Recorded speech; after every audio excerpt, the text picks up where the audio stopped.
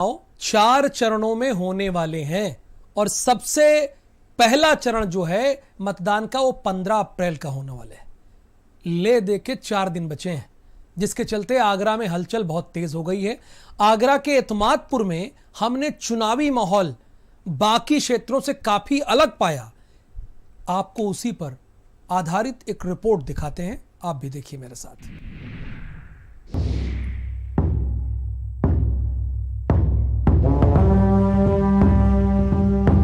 उत्तर प्रदेश में ग्राम पंचायत चुनाव का बिगुल बज चुका है और आगरा में पहले चरण में मतदान होने की वजह से हलचल और भी ज्यादा तेज हो गई है। समय बहुत कम बचा है, कुछ ही दिनों में प्रत्याशियों की किस्मत का फैसला भी हो जाएगा।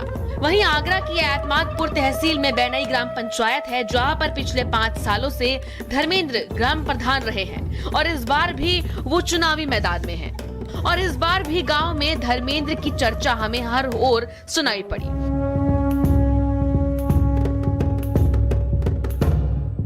क्योंकि पिछले 5 साल के अपने कार्यकाल में धर्मेंद्र ने गांव में काफी विकास कार्य कराए हैं।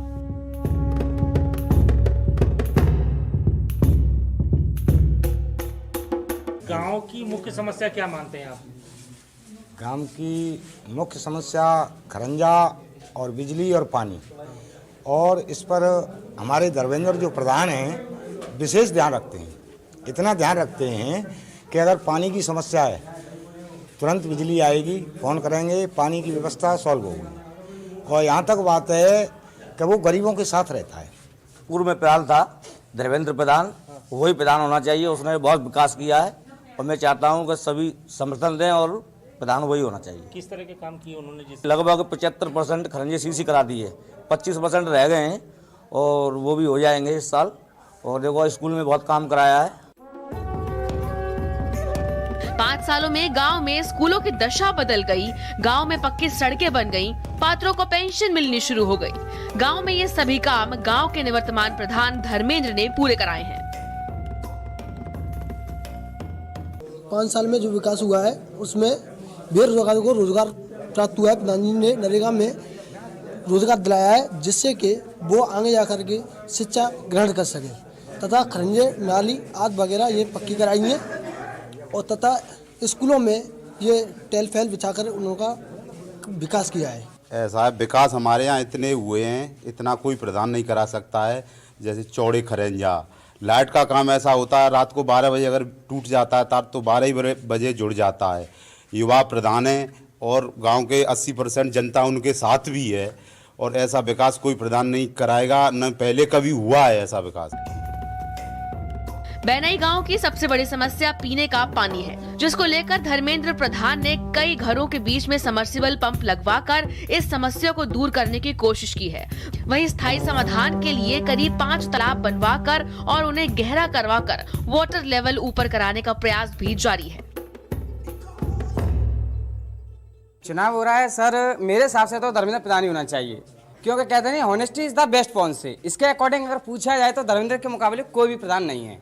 क्योंकि आज से कुछ समय की बात है, इसी तालाब में एक तार जब टूटा था तो उस समय अपनी जान की बाजी सब लोगों के सामने मात्र धर्मेंद्र प्रधान ने लगाई थी। अगर कोई जान की बाजी लगा जाए तो गारंटी मेरी है।